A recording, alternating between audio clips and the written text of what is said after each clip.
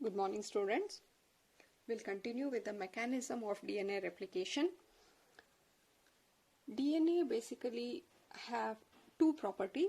One, you call it as autocatalysis.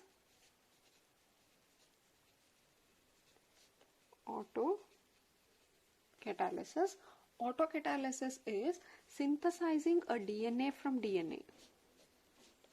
We are going to synthesize a new DNA from DNA.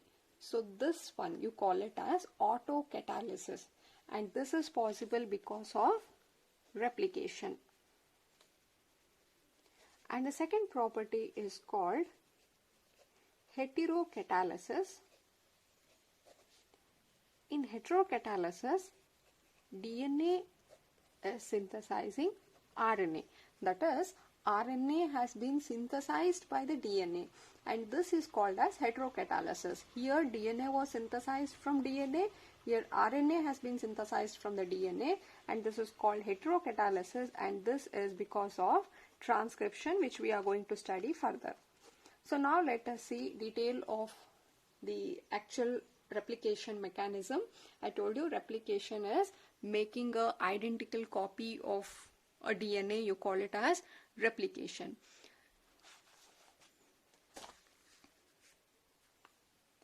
Mechanism of DNA replication, it occurs in the S phase of cell cycle. Now where this S phase of cell cycle comes, if you take a cell cycle here, we have two stages. The first stage you call it as interphase,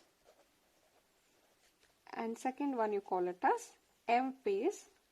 This is actual phase where cell is going to divide, but these are very important because this is a time where all the necessary materials have been prepared. The preparation happens in this interphase. That is why it is also called as a preparatory phase.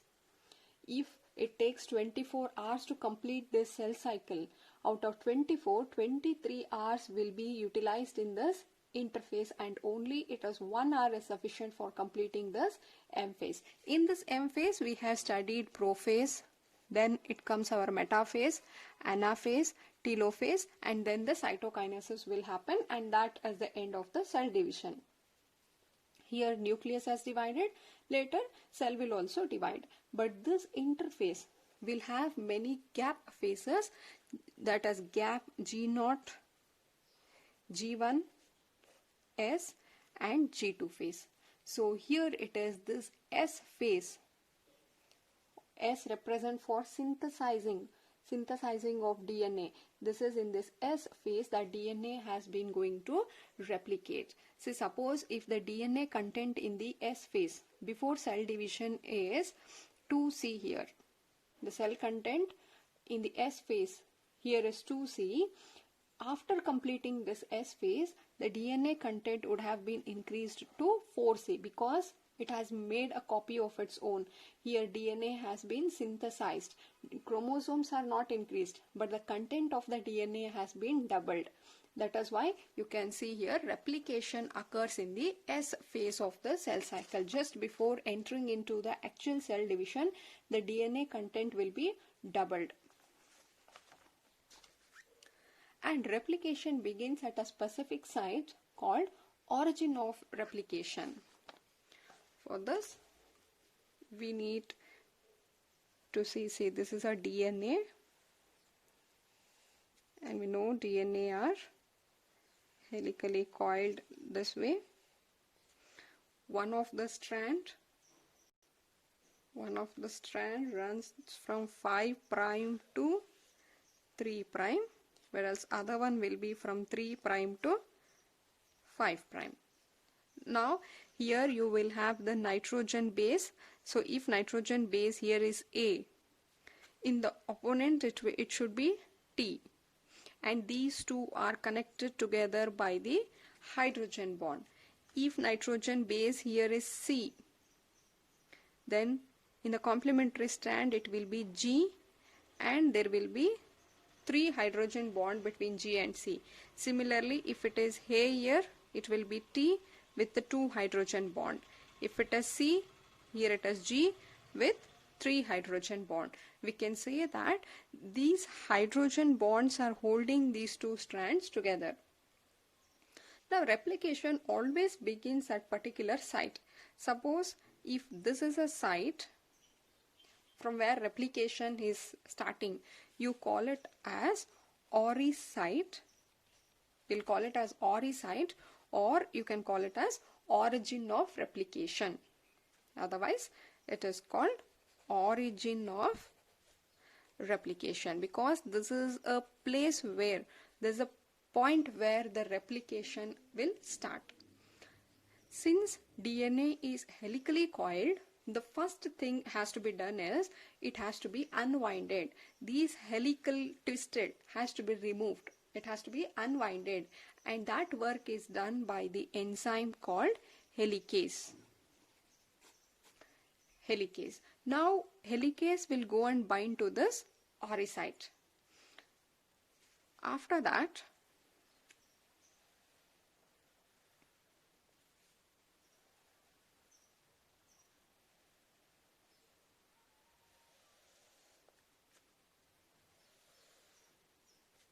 this was 5' to 3, one more was 3 to 5. See, helicase, after it has attached to this ORI site, whatever hydrogen bond was present, it has broken that hydrogen bond. Once the hydrogen bonds are broken like this, the 2 strands will get separate.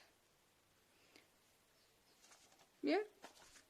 So replication always begins at a specific site, and you call it as origin of replication, or in short you can call it as ORI site.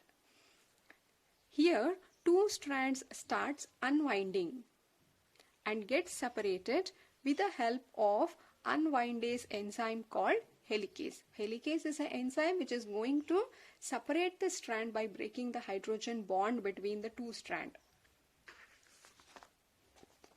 Once this has been separated, there are chance again that these 2 strands will get reunite. Therefore, here throughout this strand, you can see a small single-stranded stabilizing proteins will bind onto this opened strand, so that the strands will not reunite again. You call it as, see, first enzyme which we have looked as helicase, and then it is the single strand, because it is binding to single strand stabilizing proteins. They will prevent the reunite of separated strands. And now here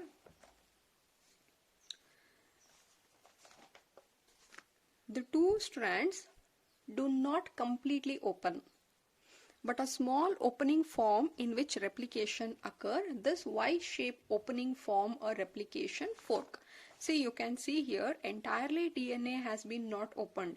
Only from the point of origin of replication it has been opened. You can see a Y-shaped structure like this here, and this one you call it as replication fork. You call it as replication fork. The Y-shaped, what you are getting, there's a line and this is opening like this. This Y-shaped form you call it as a replication fork.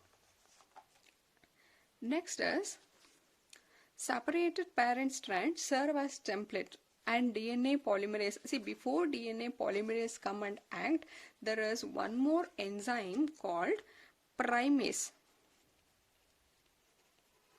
Primase will synthesize the primer. Now, what is this primer? These are the short sequence of RNA. Short sequence of RNA, I'll write here. See, entirely DNA is what it will have sequence. I told you, suppose let us imagine here is A, T, C, G. Is it visible? Yeah. G, C, G, A, T, C, G. And again it just moves on like this. what will be the sequence on the other strand? If it is G here, it will be C, then it is G, T, A, T, C, G, G, C, G, A, T and T. This is the sequence of the DNA. Primer is also such short sequence of RNA. Here you can also see there will be C, C, G, G, U, U, T, like this. C, suppose if not T, it is A. See this short sequence of RNA, what it is there, you call it as a primer. So now the sequence of the primers are known. The primers are synthesized by the primase such that it should make a complementary to this. See, complementary meaning complementary for A is always T, and for T it is always A. For C it is guanine, and for guanine it is always the cytosine is a complementary. So here if a primer has to come, which primer can come? Since it is AATC, always here the primer should be, instead of A it will be U, because since it is RNA it is U, U, for T it is A and G. So this is our primer. This sequence is our primer. Here it is 3 prime. Therefore, the primer will also have two ends.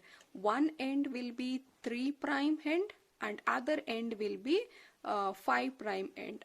And we know that at 5 prime it is having a phosphate, and at the 3 prime it will have a free OH group. If a new nucleotide has to add, that has to be added only at the 3 prime end, because only this is a available place for nucleotides to add.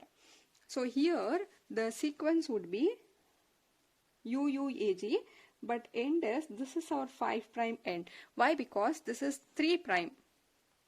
Always it should be anti-parallel, anti-polarity should be there. Therefore, if it is 3, the new strand which is synthesizing should have the opposite polarity, that it is 5 prime, and this side is the 3 prime end. Now whatever nucleotides are adding, that will be added to this 3 prime end. But on the other side, primers cannot come and attach here, because if a primer is attaching here, here it will be 3 prime end and this side will be the 5 prime end.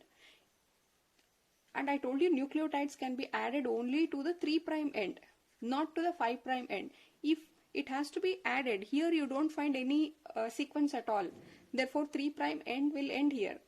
No nucleotides can be added because it need a template, and towards this side it is 5 prime, therefore it cannot add. So in this case the primer will come and attach to this place here. That is, a primer will be instead of A, G, C and C. So this is a primer, and now here the primer will have 5 prime end on this side and 3 prime end towards this side. This is how the primer will attach. After this, the main polymerization process begin. That is, now the separated strand will serve as a template. And now the DNA polymerase, here DNA polymerase 3 will act as a polymerizing agent. They will just add the complementary nucleotide bases against them. So now what happens? Our fourth and very important enzyme called DNA polymerase will come to the picture. So DNA polymerase, what it will do, it just keep on adding the complementary, looking at the template. See, now this is one template and this one is another template. Looking at the templates, it will bring the complementary nucleotide. I told you complementary is, these are complementary. Suppose if here it is G, what should be the complementary for G? It is C. Therefore, DNA polymerase will come and bring this C and it will make it to pair with this G. Next is it is having C. So DNA polymerase will bring G and it add to here. Again it is C, it will add G. If it is G, it will add C. T. For T it is A. For C it is G. For G it is C. Like this, the DNA polymerase add on the nucleotide. You call this as polymerization. Adding a complementary nucleotide by DNA polymerization is called polymerization. This strand is synthesized this way.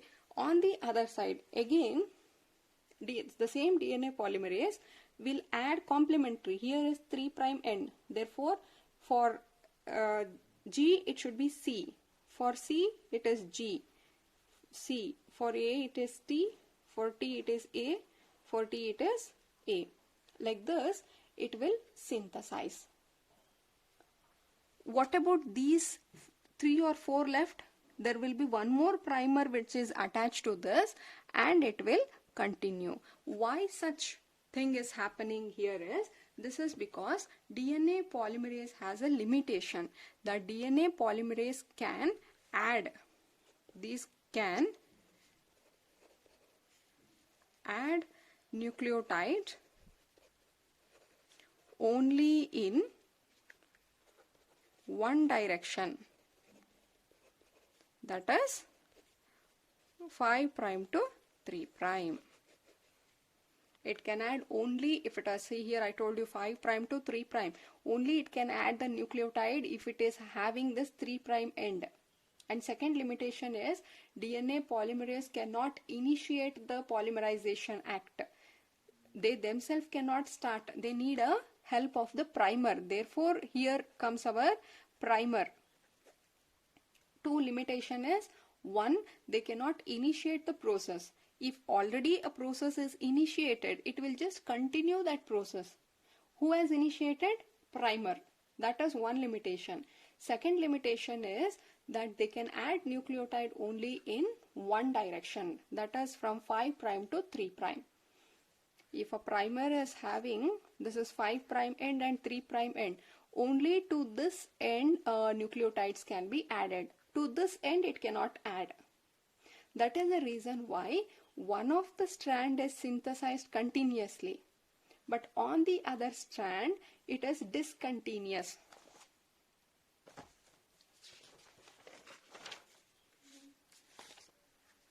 See here, a DNA 5' to,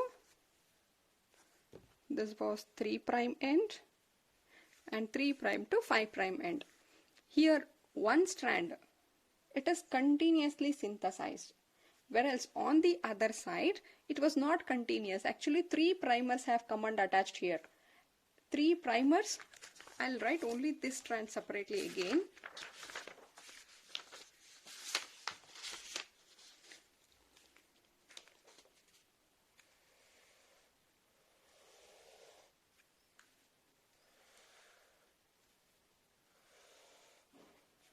This was 5' to 3', 3' to 5'. Primer had come and attached here, and the primer was 5' to 3'. Therefore, polymerase easily added the nucleotide and the strand was continuously synthesized. But in this case, what happens, if this is one primer, this is one primer, which is from, it should be this way. This is a primer 5' to 3'. So what it will do, until it get this complementary, it will synthesize. After that it is going to stop here. Therefore one more primer will come here, which is from 5' to 3', and again based upon the complementary present, this will synthesize and it will stop, and this will again synthesize and stop. You can see here 3 primers are there and it has continued. This strand is formed discontinuously. This strand has been synthesized continuously, whereas this was discontinuously synthesized. Am I clear?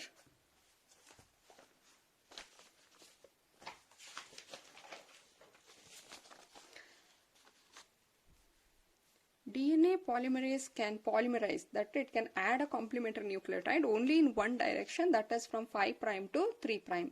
Therefore, replication occurs smoothly at 3 prime to 5 prime end of the DNA. Here you can see what we had was the DNA which is having from 3 prime to 5 prime. The strand which is running from 3 prime to 5 prime, towards that side the strand is continuously synthesized, and that strand you call it as a leading strand. This one which is continuously synthesized, you call this strand as leading strand. Whereas on the other side, this is a newly synthesized strand, but this newly synthesized strand was discontinuous. Therefore, it is called as lagging strand. Called as lagging strand. Once replication is finished, I told you again, we'll come back to this diagram only. So this strand is called what? Leading strand, and this strand which was produced discontinuously are called lagging strand. And each fragment, that is, these are all fragments, right? From here to here is one fragment, here to here, here to here. So these fragments which are formed, these are called as Okazaki fragments. The discontinuous fragments, these fragments are called Okazaki fragments. So next thing what will happen is, there is one more DNA polymerase 1. It will remove this primer and it is going to fill the gap, because since it is a DNA, RNA sequence cannot exist. So whatever the primer are present here, see here UU is there. This is RNA sequence, therefore you have uracil. Now DNA polymerase, what it will do, once it has been completed, it will remove this primer, and using this as a starting piece, using somewhat I can say this will act as a primer, and now this will add the polymerase, right? So finally what happens is, these Okazaki fragments, what they are formed, they are joined to one another by one more enzyme called, the fifth enzyme called ligase. Ligase are the enzymes which are meant to join the DNA.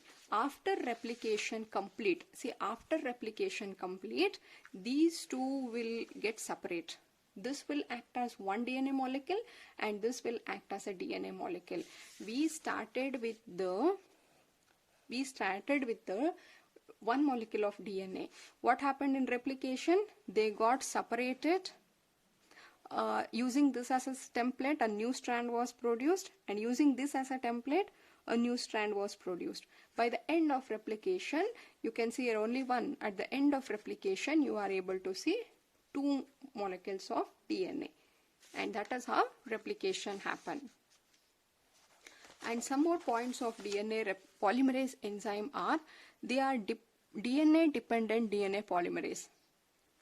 See, they are adding what DNA nucleotides they are adding, but what they need a DNA as a template. Therefore you call it as a DNA dependent DNA polymerase. These are the enzymes which polymerize, or you can say add a large number of nucleotide in a very short time. Just imagine, approximately it is going to add 2000 base pair per second.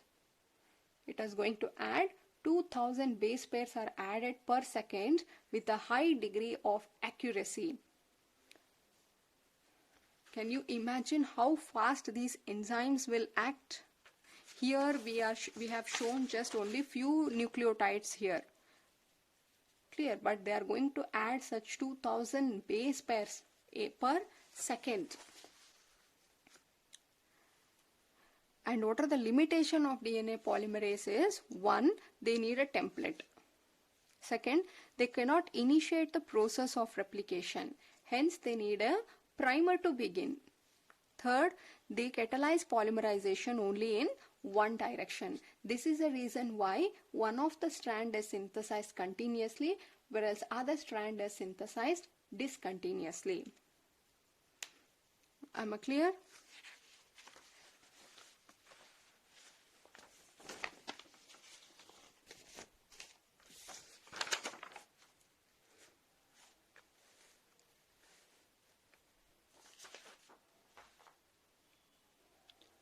Let us quickly revise what we have done. I told you replication will occur at the S phase of the cell cycle, and always replication begins at a particular site, and you call that site as ori site or origin of replication. And these sites are being recognized by the enzyme called helicase. Once the site has been identified, helicase will bind to that site and they start unwinding the DNA. Unwinding meaning the twisted DNA will be removed by breaking the hydrogen bond, and because of that you can see we will get a Y-shaped opening, and that you call it as a replication fork. Replication fork.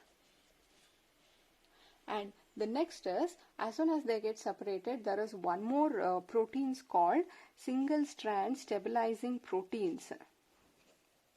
They will bind on to the separated single strand so that reuniting is stopped.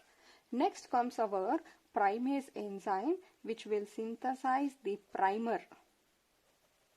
They will synthesize a primer and they will add this primer to this opened or template strands. Clear? See here, this was a primer which was added, and there is one more primer added here. Similarly, there will be one more primer added here like this. There are primers added to the template, and now it is our DNA polymerase enzyme which will add the nucleotides. Already now the primers have come. Primer will have 5' end and 3' end.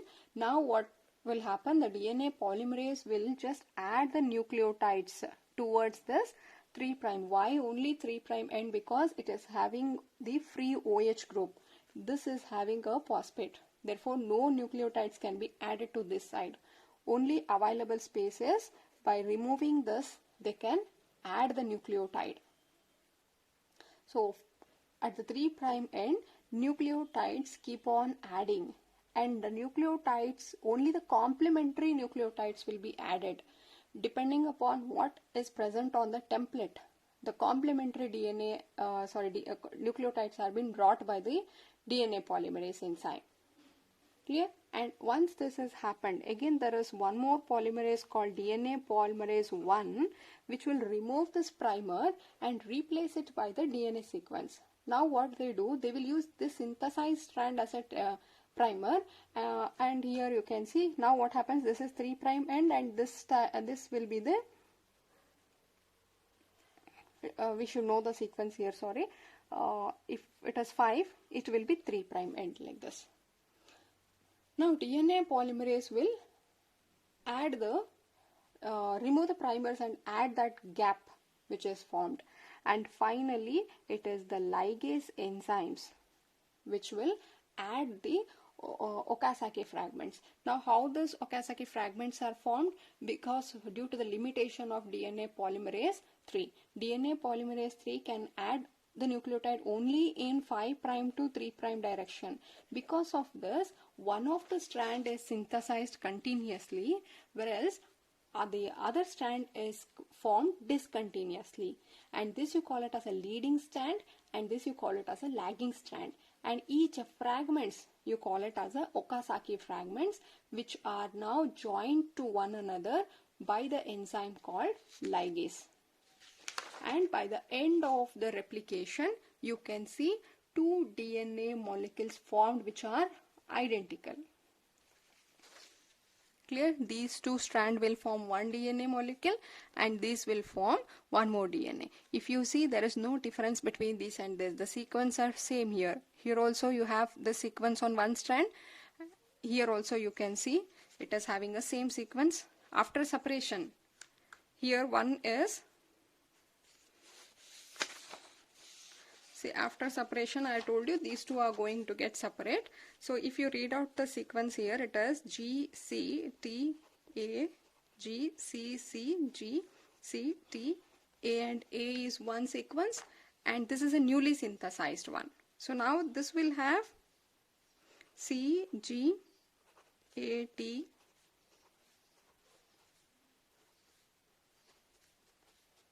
this is how they are formed.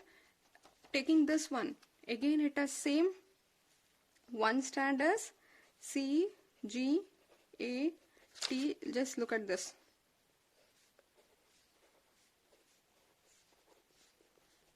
And this is newly synthesized. Newly synthesized will have